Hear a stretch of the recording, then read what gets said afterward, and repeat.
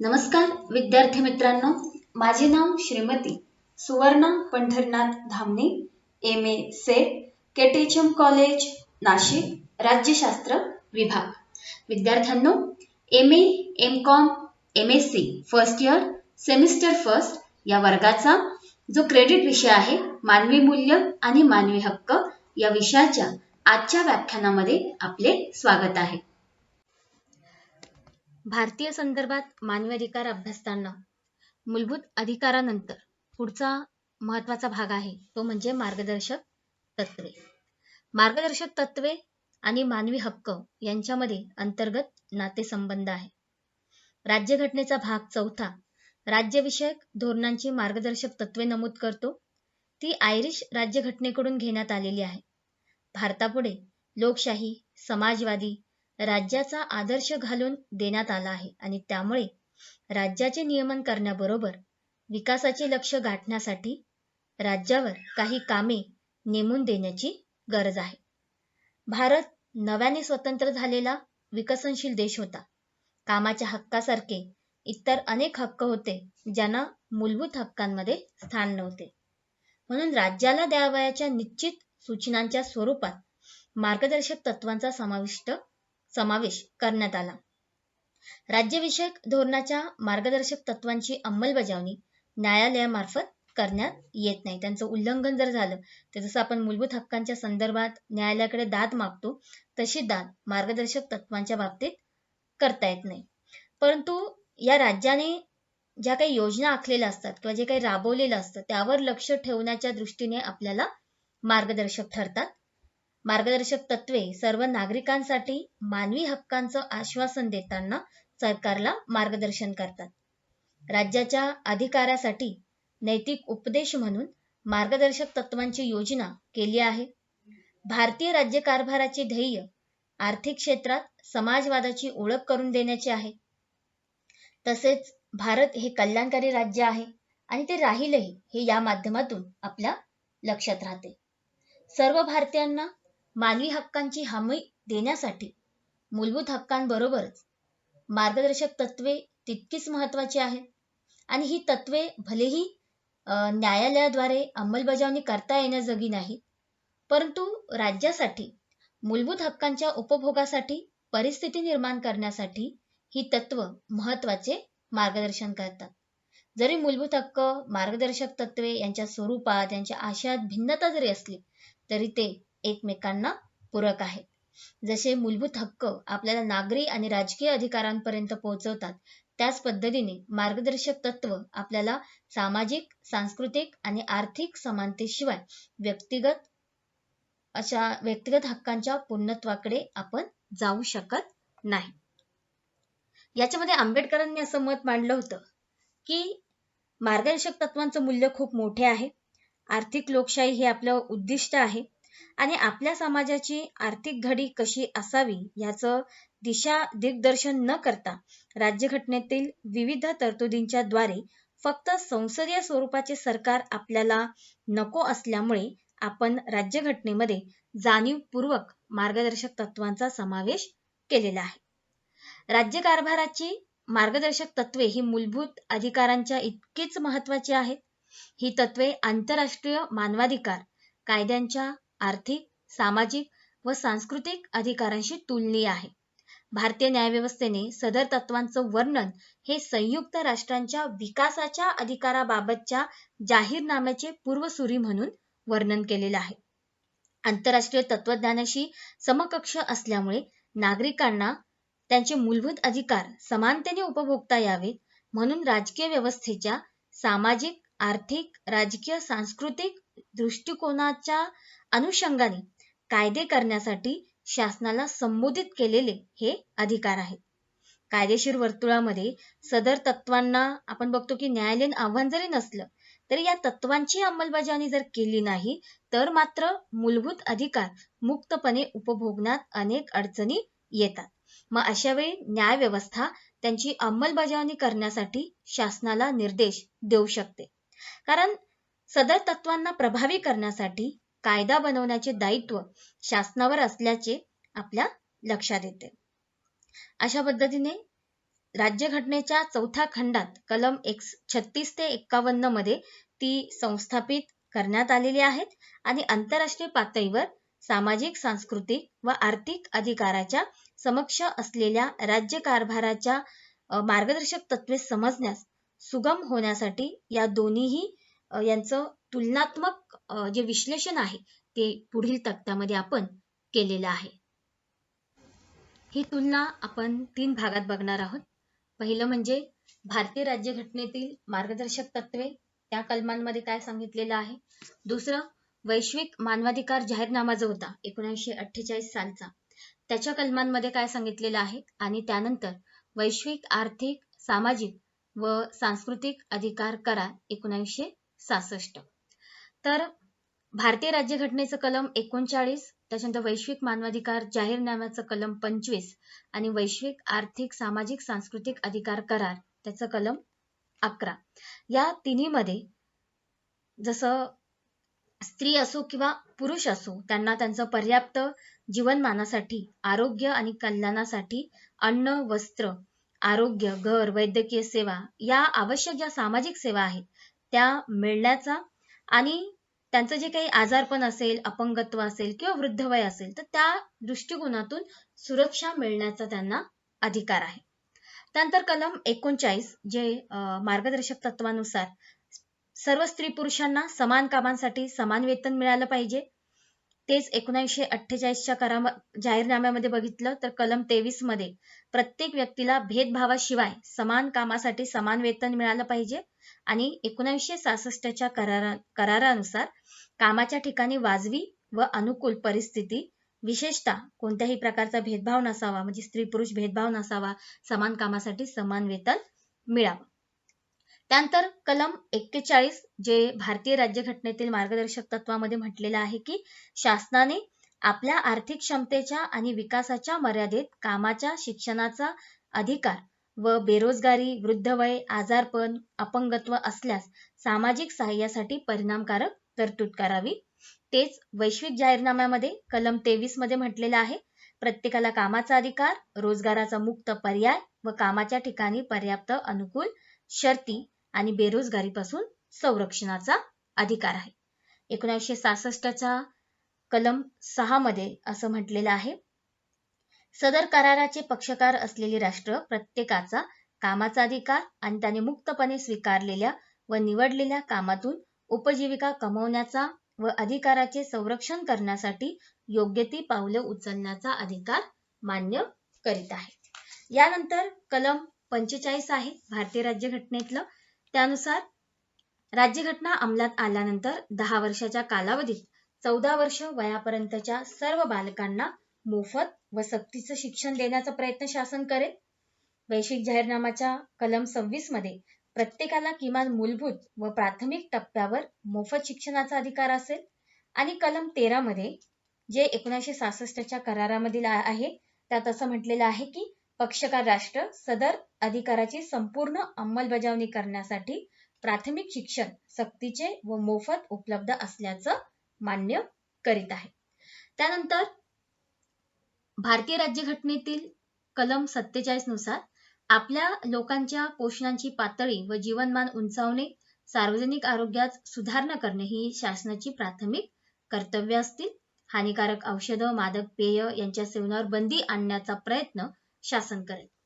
वैश्विक जाहीरनाम्यातील कलम 25 नुसार स्वतः व स्वतःच्या कुटुंबाच्या पर्याप्त जीवनमानासाठी आरोग्य, घर, वस्त्र, वैद्यकीय सेवा या सामाजिक सेवा मिळवणं आणि त्यासोबतच आजारपण, अपंगत्व, वृद्धवय या सुरक्षेचा जो अधिकार आहे तो यापासून सुरक्षेचा अधिकार जो आहे तो प्रत्येक व्यक्तीला आहे.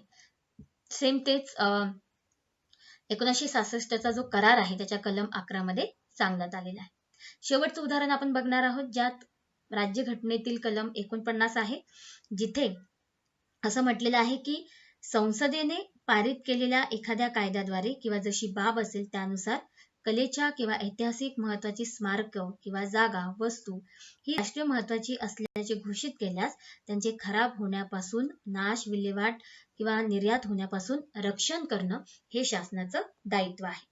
तेच वैश्विक मानवाधिकार जाहीरनाम्यामध्ये असं म्हटलेलं आहे कलम 27 नुसार प्रत्येकाला आपल्या सांस्कृतिक जीवनामध्ये मुक्तपणे सहभागी होण्याचा, कलेचा आस्वाद घेण्याचा आणि वैज्ञानिक विकासाचा व त्याच्या लाभाचा फायदा घेण्याचा अधिकार मान्य केला जात आहे. आणि कलम 15 जे 1966च्या करारामधील आहे त्यात असं म्हटलेलं आहे की पक्षकार असलेली राष्ट्र सांस्कृतिक जीवनात सहभागी होण्याचा प्रत्येकाचा अधिकार मान्य करते. अशा पद्धतीने 3 भागांमध्ये आपण तुलना करून बघितलं की मार्गदर्शक तत्वे हे कशा पद्धतीने मानवी हक्कांशी आणि आंतरराष्ट्रीय पातळीवर अधिकारांशी संबंधित आहे. आता आपण बघूया की भारतीय राज्यघटनेमध्ये मार्गदर्शक तत्वांमध्ये काय सांगितलेलं आहे. प्रथमतः कलम 36 राज्यघटनेतील कलम 12 मध्ये व्याख्या केल्यानुसार सदर कलमामध्ये राष्ट्र किंवा शासनाची व्याख्या करावी लागेल. राज्यघटनेची मार्गदर्शक तत्वे अंमलात आणण्यासाठी आवश्यकता भासल्यास राष्ट्र किंवा शासन या संकल्पनेची व्याख्या करण्यासाठी राज्यघटनेच्या तरतुदीच्या अर्थांची उकल न्यायव्यवस्थेने करणं अपेक्षित आहे. दुसरा कलम आहे 37 राज्यघटनेतील व आदर्श आर्थिक, सामाजिक व सांस्कृतिक अधिकारांच्या आंतरराष्ट्रीय करारातील तरतुदीनुसार कथन केलेली तत्व ही राष्ट्राला आणि शासनाला दिलेली निर्देश आहेत. या तत्वांची अंमलबजावणी अनेक घटकांवर अवलंबून आहे. तसेच जर शासनाने कोणत्याही निर्देशांचं पालन केलं नाही तरी सर्वसामान्यपणे त्यास न्यायालयामध्ये आव्हान देता येत नाही. त्यानंतर आहे कलम 38 आणि 39 यानुसार विभागीय न्यायाच्या संकल्पनेचा पुरस्कार केला गेला आहे. विभागीय न्याय ही जरी न्यायशास्त्रीय संकल्पना असली तरी घटनात्मक व मानवी अधिकारांच्या दृष्टिकोनातून देशातील लोकांमध्ये समानतेची मूलभूत तत्व साध्य करणं, कोणत्याही प्रकारची असमानता काढून टाकण्याचा प्रयत्न करणं हे शासनाचं कर्तव्य आहे. ही असमानता दूर करण्यासाठी किंवा जे असमान घटक आहे त्यांच्या व्यापक उन्नतीसाठी शासनाने कायदा पारित करणं अपेक्षित आहे. वरील तरतुदीवरून असमानता दूर करण्यासाठी व त्यांना राज्यव्यवस्थेतील विकसित घटकांच्या बरोबरीने सक्षम करण्यासाठी भारत सरकार व राज्य शासनांनी लोकांच्या अनेक घटकांना अनेक सवलती देणारे कायदे पारित केले आहेत. जीवन व स्वातंत्र्याच्या अनेक गरजा पूर्ण करण्यासाठी लोकांना आर्थिकदृष्ट्या सक्षम करण्यासाठी हे कायदे पारित करण्यासाठी धोरणात्मक उपाययोजना अंगीकारण्याचा निर्देश कलम 39 शासनाला देत असते. आता या संदर्भात समाजातील वंचित गट जे आहेत त्यांची शासनाने विशेष काळजी घेणं, त्यांच्यासाठी कायदे पारित करणं, त्यांच्या आर्थिक गरजांवर विपरीत परिणाम होणार नाही अशा कल्याणकारी उपाययोजना अंगीकारणं अपेक्षित गेलेलं आहे. सामान्यतः लोकांच्या अधिकारांच्या वाढीसाठी विशेषतः जे दुर्बल आहेत, वंचित आहेत त्या लोकांच्या रक्षणासाठी हे कायदे केले जावे. जीवन व स्वातंत्र्य सुनिश्चित करण्यासंदर्भात आपण राज्यघटनेचा कलम 21 बघितलेला आहे आणि याच्यानुसार समान न्यायाच्या व मोफत कायदेशीर सहाय्याची सुद्धा इथे अंमलबजावणी होणं गरजेचं आहे. म्हणजे एखाद्या व्यक्तीला न्याय मिळवणं किंवा वकील घेणं जर परवडत नसेल तर अशा व्यक्तीला न्याय मिळवून देण्यासाठी मोफत कायदेशीर सल्ल्याची सुद्धा सोय करण्यात आलेली आहे. तसं त्याला अधिकार आहे. त्यानंतर कलम 40 जिथे ग्रामपंचायतीचं संघटन महत्वाचं आहे. तळागाळापासून शासनाचं विकेंद्रीकरण करणं, लोकांचा सहभाग वाढवणं यासाठी ग्रामपंचायतींना आवश्यक ते अधिकार देण्यात आलेले आहेत आणि त्यानुसार शासनाने उपाययोजना करणं अपेक्षित आहे. सदर कलमाच्या तरतुदीनुसार देशात पंचायत राज्य प्रणालीची सुरुवात करण्यात आली आहे. या तरतुदींना आकार देण्यासाठी 73वी घटना दुरुस्ती जी आहे ती महत्त्वपूर्ण आहे आणि त्या माध्यमातून ग्रामपंचायतीचं सक्षमीकरण जे आहे ते करण्याचा प्रयत्न झालेला आहे. पुढचा कलम आहे कलम 41 यानुसार आपल्या आर्थिक क्षमतेनुसार व विकासाच्या स्थितीनुसार कामाचा, शिक्षणाचा व काही बाबींमध्ये सार्वजनिक सहाय्याचा अधिकार देण्याचे शासनाचे कर्तव्य आहे आणि या संदर्भात 1992 मध्ये सर्वोच्च न्यायालयाने उन्नीकृष्णन विरुद्ध आंध्र प्रदेश राज्य प्रकरणी दिलेल्या निर्णयाची अंमलबजावणी करण्यासाठी केंद्र शासनाने सन 2002 मध्ये 86व्या घटनादुरुस्ती विधेयकाद्वारे त्याला मूलभूत अधिकारांमध्ये रूपांतरित केलेलं आहे. याशिवाय अनेक राज्य व केंद्र शासनांनी बेरोजगारी, वृद्धवय, आजारपण, अपंगत्व इत्यादी बाबतीत सार्वजनिक सहाय्यतेची तरतूद करणाऱ्या अनेक योजना स्वीकारलेल्या आहेत. या पुढचं कलम आपण मार्गदर्शक तत्वांमध्ये बघू शकतो. कलम 42 यानुसार कामाच्या ठिकाणी न्याय व मानव शर्ती व मातृत्वाचे फायदे देणे हे शासनाचे कर्तव्य आहे. याच्यामध्ये जसं कारागृहातील शिक्षा भोगणारे व कच्चे कैदी यांच्या कारागृहातील जीवनमानाबाबत योग्य ती खबरदारी घेणं यासारख्या सुद्धा तरतुदी सर्वोच्च न्यायालयाने तिथे नमूद केलेल्या आहेत. म्हणजे सदर कलमातील तरतुदींना आकार देण्यासाठी संसदेने बघा सन 1961 मध्ये प्रसूती विषयक सहाय्यक अधिनियम सुद्धा पारित केला, ज्याच्याने स्त्रियांना काम करताना त्यांच्या मातृत्वाचे जे काही फायदे असतील ते त्यांना तिथे मिळाले पाहिजे. म्हणजे कामाच्या ठिकाणी त्यांना आवश्यक अशी परिस्थिती प्रदान करणं आणि प्रसूती विषयक स्त्रियांना त्या सवलतीच्या हमी देण्याच्या दृष्टिकोनातून हे कलम महत्वाचं आहे. त्यानंतरचं कलम आहे 43. यानुसार शहरी आणि ग्रामीण भागातील कामगारांना किमान दर्जाचे जीवन जगण्यासाठी सामाजिक व सांस्कृतिक संधीचा लाभ घेण्यासाठी शासनाने उपाययोजना करणे आवश्यक आहे आणि सदर कलमानुसार निर्वाह वेतनामध्ये अन्न, निवारा, वस्त्र, मुलांचे शिक्षण, विमा इत्यादींचा समावेश होतो. याशिवाय विविध व्यवसायांमध्ये काम करणाऱ्या कामगारांना सुविधा देण्याच्या दृष्टिकोनातून सुद्धा कायदे पारित केले गेलेले आहेत. पुढचं कलम येतं कलम 44.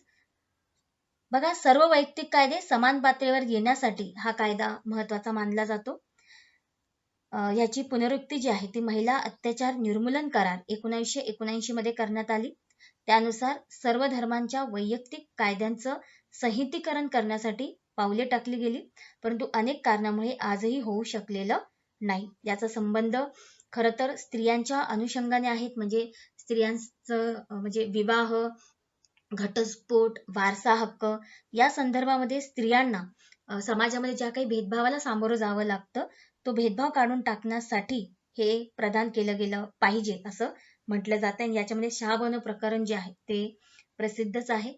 तर समान नागरी कायदा असावा अशी सूचना अनेकदा न्यायपालिकेने केलेली आहे, परंतु आजही त्यामध्ये यश जे आहे ते मिळालेलं नाही. त्यानंतर कलम 45 आहे. यामध्ये बाल्यावस्थेत काळजी घेण्याची व 6 वर्षापेक्षा कमी वयाच्या मुलांना शिक्षण देण्याची तरतूद आहे. याशिवाय बघा बाल्यावस्थेमध्ये कुपोषण, गरिबी किंवा अन्य संसर्गजन्य रोगांपासून त्यांचं संरक्षण केलं पाहिजे, त्यांना सुशिक्षित केलं पाहिजे. शासनाने अनेक कायदे केले असले किंवा धोरणसूत्रे जरी अंगीकारली असली तरी आजही लाखो मुलांना जगण्यासाठी जे आपण सुरक्षित, समृद्ध, आनंदी वातावरणाची अपेक्षा करतो आहोत ते स्वप्नवतच राहिलेलं आहे. त्यानंतर बघा कलम 46 आहे. तर जे कमकुवत वर्ग आहे, विशेषतः अनुसूचित जाती व जमाती आहेत, तर त्यांच्या आर्थिक व शैक्षणिक हितसंबंधांची काळजी घेणं, त्यांच्यावर सामाजिक अन्याय होत असेल किंवा इतर प्रकारचं शोषण त्यांचं होत असेल तर त्यापासून रक्षण करण्याचं कर्तव्य शासनाचं आहे.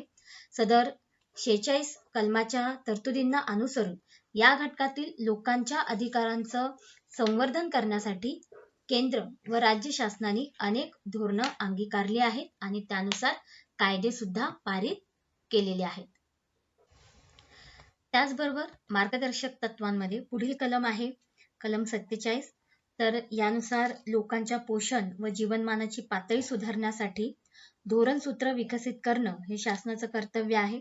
याशिवाय त्यांचं सार्वजनिक आरोग्य सुधारणं, मादक पेय आणि आरोग्याला घातक असलेल्या औषधांवर बंदी आणणं, मादक पेय व औषधांच्या विक्रीवर घातलेली बंदी जी आहे ती न्यायपालिकाने अनेक प्रकरणांमध्ये उचलून सुद्धा धरलेली आहे. त्यानंतर कलम 48 आहे, ज्याच्यामध्ये आधुनिक तंत्रज्ञान आणि वैज्ञानिक पद्धती वापरून शेती व पशुसंवर्धनाला प्रोत्साहन देणं, तसेच गायी, वासरे, दुभती जनावरे यांच्या हत्या होण्यापासून संरक्षण करणं, त्यांचं संवर्धन करणं हे शासनाचं कर्तव्य असल्याचं त्यात म्हटलेलं आहे. कलम 48 मध्ये पर्यावरण संरक्षण, संवर्धन करणं व जीवसृष्टी यांचं रक्षण करणं याचा समावेश आहे. या संदर्भात केंद्र आणि राज्य शासनाने अनेक कायदे पारित केलेले आहेत. आज आंतरराष्ट्रीय पातळीवर पर्यावरणीय समस्या लक्षात घेता पर्यावरणाचं संरक्षण हे मनुष्य विकासासाठी, त्याच्या जगण्यासाठी किंवा त्याच्या प्रतिष्ठेचा तो एक भाग बनलेला आहे. त्यामुळे त्याचं रक्षण करणं हे शासनाचं आद्य कर्तव्य आहे आणि या संदर्भात देशातील लोकांनी सुद्धा शासनाला सहकार्य करणं अपेक्षित आहे. पुढचं कलम आहे कलम 49. तर त्यानुसार कलात्मक व ऐतिहासिक दृष्ट्या महत्वाचे जे स्मारक आहेत, जागा आहेत, वस्तू आहेत त्यांचं रक्षण करणं हे शासनाचं कर्तव्य आहे. सदर देशाच्या मालकीची ही मालमत्ता आहे असं ते घोषित करावं लागतं शासनाला आणि खराब होण्यापासून, त्याचा नाश किंवा विल्हेवाट होण्यापासून त्यांचं रक्षण करावं लागतं. त्यानंतर उच्च आणि सर्वोच्च न्यायालयातील नेमणुका ज्या आहेत त्याचा संदर्भ आपल्याला कलम 50 मध्ये बघता येईल. स्वतंत्र न्यायपालिका हे कोणत्याही लोकशाहीचं महत्वाचं वैशिष्ट्य असतं. विधिमंडळ व कार्यपालिकेच्या हस्तक्षेपाशिवाय राज्यघटनेने नागरिकांना हमी दिलेल्या मूलभूत अधिकारांचं संरक्षण एक स्वतंत्र असलेली न्यायपालिकाच करू शकते आणि म्हणूनच स्वतंत्र असं अस्तित्व हे उच्च आणि सर्वोच्च न्यायालयाचं ठेवलं गेलेलं आहे. त्याला राजकीय राजकारणापासून किंवा राजकीय व्यवस्थेपासून त्याला थोडंसं अलिप्त ठेवण्यात आलेलं आहे. त्याचं स्वातंत्र्य अबाधित ठेवण्याचा प्रयत्न जो आहे तो या माध्यमातून केलेला आहे. परंतु असं आजही जे काही न्यायालयीन स्वातंत्र्य प्राप्त झालेलं आहे तरी सुद्धा पूर्णतः न्यायपालिका ही राजकीय क्षेत्रापासून विलग झालेली आहे असं म्हणता येणार नाही. याशिवाय अजूनही न्यायपालिका आर्थिकदृष्ट्या संपूर्णपणे स्वतंत्र झालेली नाहीये. तर जोपर्यंत असं स्वातंत्र्य न्यायपालिकेला मिळत नाही, म्हणजे कार्यपालिकेपासून ती पूर्णतः स्वतंत्र होत नाही, तोपर्यंत ती स्वयंपूर्णता साध्य करू शकत नाही आणि आर्थिकदृष्ट्या ती स्वतःला स्वयंपूर्ण सुद्धा तिथे करू शकत नाही. म्हणजे या दृष्टीने मग राज्यघटनेने सुद्धा पुढाकार घेतलेला आपल्याला दिसून येतो. म्हणजे न्यायपालिकेचं स्वतंत्र असणं, कार्यपालिकेपासून त्याचं वेगळं असणं किती गरजेचं आहे हे या माध्यमातून आपल्या लक्षात येतं. नंतर आंतरराष्ट्रीय शांतता व सुरक्षा यांचं संवर्धन करणं हे कलम 51 मध्ये मांडलेलं आहे. आपण आंतरराष्ट्रीय समुदायाचे सभासद आहोत आणि आंतरराष्ट्रीय संबंध, कायदे, त्यांच्या तत्वांचा आदर करणं हे देखील आपल्या शासनाची कर्तव्य आहे. इतर देशांसोबत जे काही आपले वादविवाद आहेत ते शांततेच्या मार्गाने सोडवले गेले पाहिजेत आणि त्याच्यासाठीच आपण या आंतरराष्ट्रीय शांतता व सुरक्षा या दृष्टिकोनातून आपली भूमिका जी आहे ती मांडणं गरजेचं आहे. नागरिकांच्या मानवी अधिकारांना प्रोत्साहन देताना लोकशाहीचे आदर्श व सामाजिक तत्वज्ञान यामध्ये समतोल साधण्याचा राज्यघटनेचा प्रयत्न जो आहे तो आपल्याला मार्गदर्शक तत्व आणि मूलभूत अधिकारांच्या माध्यमातून लक्षात येतो. अशा स्वरूपात विविध क्षेत्रामध्ये समाजाचा आणि देशाचा विकास होण्यासाठी विविध उपाययोजना करण्याचे निर्देश, मार्गदर्शक तत्वे ही शासनाला देत असल्यामुळे ती एक सकारात्मक व्यवस्था आहे. भारतीय राज्यघटनेमध्ये पुढचा महत्वाचा मुद्दा येतो मूलभूत कर्तव्याचा. भारतीय ऐतिहासिक परंपरा जर आपण पाहिली तर त्याच्यामध्ये आजपर्यंत म्हणजे पारंपरिक आपल्या अनेक चालीरीती आहेत, रूढी आहेत, परंपरा आहेत, ज्या आजतागायत आपण त्यांचं पालन करतो आहे. म्हणजेच समाजामध्ये कसं वावरावं, कसं आचरण करावं, कोणते नियम, कोणत्या रूढीनुसार आपण व्यक्त व्हावं, अशा स्वरूपाचा जो प्रभाव आहे तो आजच्या आधुनिक भारतीय समाजावर सुद्धा आपल्याला बघायला मिळतो. म्हणजेच प्राचीन काळापासून ते अर्वाचीन काळापर्यंत भारताचा जो काही तत्वज्ञानात्मक आणि वैधानिक दृष्टिकोन जो राहिलेला आहे तो कर्तव्यावर आधारित होता. एवढंच नाही तर मानवी अधिकारांवरील आंतरराष्ट्रीय जाहीरनाम्याचा जो कलम आहे 29 तर त्याच्यामध्ये सुद्धा असं म्हटलेलं आहे की कर्तव्य पूर्ण केल्यानंतरच नमूद अधिकारांचा उपभोग घेण्याचा पुरस्कार केला जाईल. म्हणजे अधिकाराची संकल्पना तिथे देखील कर्तव्याशी जोडली गेलेली आहे. असे असताना देखील भारतीय राज्यघटनेच्या रचनाकारांनी राज्यघटनेमध्ये कर्तव्याचा उल्लेख जो आहे तो स्पष्ट स्वरूपात केला नाही. मात्र कर्तव्याची संकल्पना हा राज्यघटनेचा भाग असल्याचा पुरस्कार सर्वोच्च न्यायालयाने चंद्रभवन बोर्डिंग व लॉजिंग विरुद्ध म्हैसूर राज्य या प्रकरणी केला होता. म्हणजे आपल्या राज्यघटनेमध्ये मूलभूत कर्तव्य जी आहेत ती पहिल्यापासून नाहीयेत, तर 1976 मध्ये 42व्या घटना दुरुस्तीनंतर त्याचा समावेश जो आहे तो केला गेला होता. तर या कलम 51 मध्ये जी काही मूलभूत कर्तव्य सांगितलेली आहेत यांना कोणत्याही प्रकारे न्यायालयीन संरक्षण नाही. ही गोष्ट आपण इथे लक्षात घेतली पाहिजे. मूलभूत अधिकारांनाच फक्त न्यायालयीन संरक्षण आहे.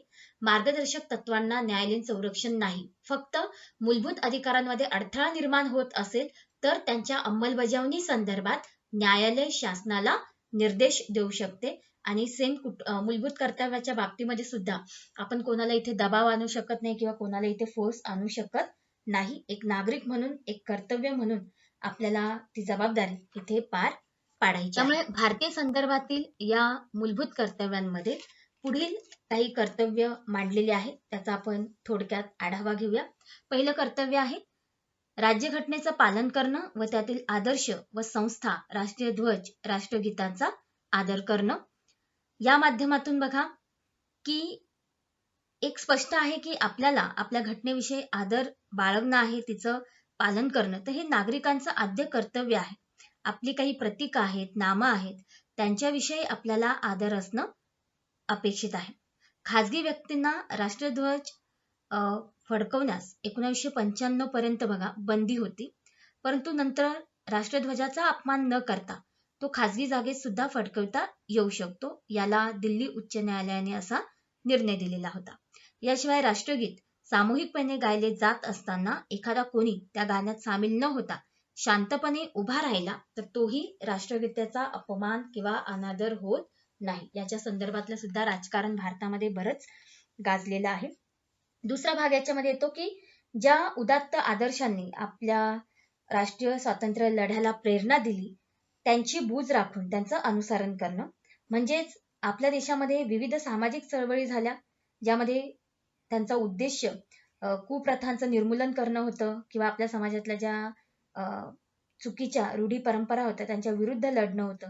तर राज्यघटनेतल्या तत्वज्ञानानुसार त्यांनी आपल्या समाजासाठी जे काही साध्य केलेलं आहे तर सामाजिक सलोखा संस्थापित करण्यासाठी त्या मूल्यांचा, त्या आदर्शांचा पुरस्कार करणं, त्यांचं पालन करणं आपलं कर्तव्य आहे. यानंतर आपण या देशाचे नागरिक आहोत. आपण कुठेही राहत असलो तरी भारताची एकात्मता व अखंडत्व जे आहे त्याचं रक्षण करणं यासाठी आपण पूर्ण पाठबळ दिलं पाहिजे. कायद्यांच्या तत्वांचं पालन केलं पाहिजे. नागरिकांनी देशाविरुद्ध कोणत्याही प्रकारचं विधान किंवा मत व्यक्त न करणे, राष्ट्रीय नकाशा विकृत स्वरूपात न काढणं हे सुद्धा आपलं कर्तव्य आहे. म्हणजे स्पष्ट शब्दात सांगायचं तर आपल्या भारताच्या सार्वभौमत्वाचे, अखंडतेचे व एकात्मतेचे रक्षण करणं हे प्रत्येक नागरिकाची जबाबदारी आहे. आणि त्यामुळेच देश व त्याच्या राजकीय सीमांच्या विरुद्ध कोणताही विपरीत प्रचार किंवा मतप्रदर्शन करण्यास नागरिकांना परवानगी नाही. पुढचं कर्तव्य आहे देशाचं रक्षण करणं आणि आवश्यकता पडल्यास राष्ट्राच्या सेवेस कटिबद्ध असणं. या तरतुदीनुसार युद्ध किंवा राष्ट्रीय आपत्तीच्या वेळेस देशाच्या सार्वभौमत्वाचे रक्षण करण्यासाठी लोकांचे सहकार्य घेण्याचा अधिकार शासनाला आहे. अशा प्रकारचे आवाहन केल्यास शासनाला जे सहकार्य लागेल ते त्या कामासाठी कायद्याच्या मर्यादेत नागरिकांनी दिलं पाहिजे असं त्यांचं कर्तव्य आहे. पुढचं कर्तव्य येतं की धार्मिक, भाषिक, प्रादेशिक किंवा जातीय विभिन्नतेच्या पलीकडे भारतातील सर्व लोकांमध्ये सामंजस्य व सामायिक बंधुत्वाची भावना जी आहे ती पुरस्कृत करणं. मग भलेही महिलांच्या प्रतिष्ठेचा प्रश्न असेल किंवा आपल्या देशातील लोकांच्या जे विशिष्ट घटकांच्या जीवनावर किंवा स्वातंत्र्यावर विपरीत परिणाम करणारे भाषणं असतील तर अशा स्वरूपाच्या कृती न करणं हे प्रत्येकाचं कर्तव्य आहे. म्हणजे मूलभूत अधिकारांसोबतच त्यांच्याशी संबंधित तरतुदींचा विचार व्हायला हवा. जसं आपल्याला अधिकार आहे तसंच समाजातल्या इतर व्यक्तींना सुद्धा अधिकार आहे. मग भले ते दुर्बल वंचित घटक असो किंवा स्त्रिया असो. त्यामुळे लोकांनी सामंजस्याने राहणं गरजेचं आहे. महिलांची सभ्यता व शालीनतेवर विपरीत परिणाम करणाऱ्या सर्व कृत्यांना प्रतिबंध करणं आपणा सर्वांचं कर्तव्य आहे. आणि बंधुभावाने एकत्रित राहणं. आज आपण बघतो सोशल मीडियाच्या माध्यमातून किंवा इतर काही असं व्यक्त होतात की ज्याच्या माध्यमातून समाजामध्ये अफवा पसरते किंवा गैरसमज होतात आणि मग दंगलीसारख्या, हिंसाचारासारख्या घटना घडतात. तर आपण त्या संदर्भात जागृत राहिलं पाहिजे आणि एक जागृत नागरिक म्हणून स्वतःचं कर्तव्य पालन केलं पाहिजे.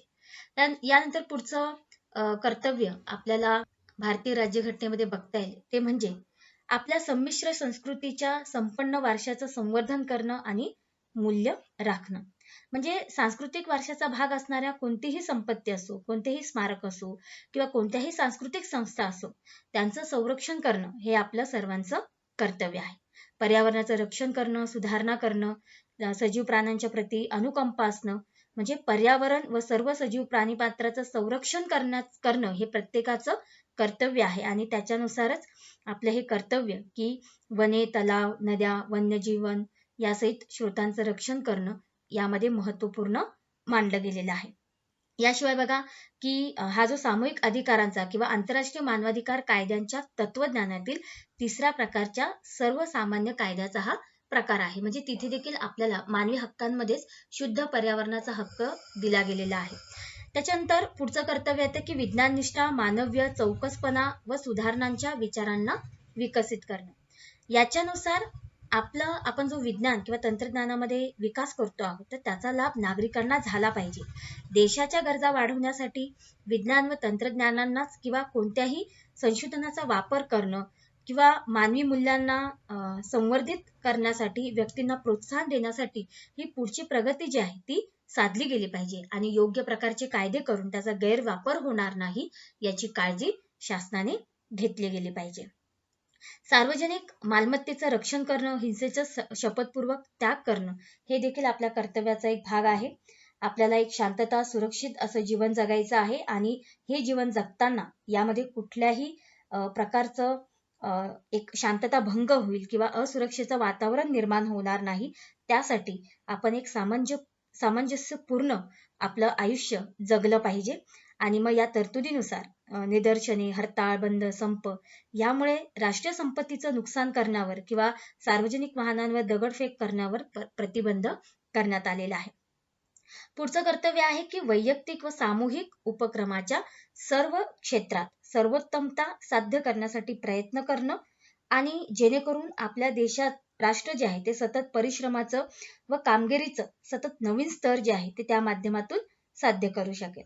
आणि सदर तरतूद जी आहे ती सामायिक बंधुत्वाच्या भावनेला, व्यक्ती व राष्ट्राला वैभवापर्यंत नेण्यासाठी त्याचं महत्व इथे आपल्या समोर मांडताना दिसतं. शेवटचं कर्तव्य आहे हे 2002 मध्ये 86वी घटना दुरुस्ती करताना समाविष्ट करण्यात आलेलं आहे.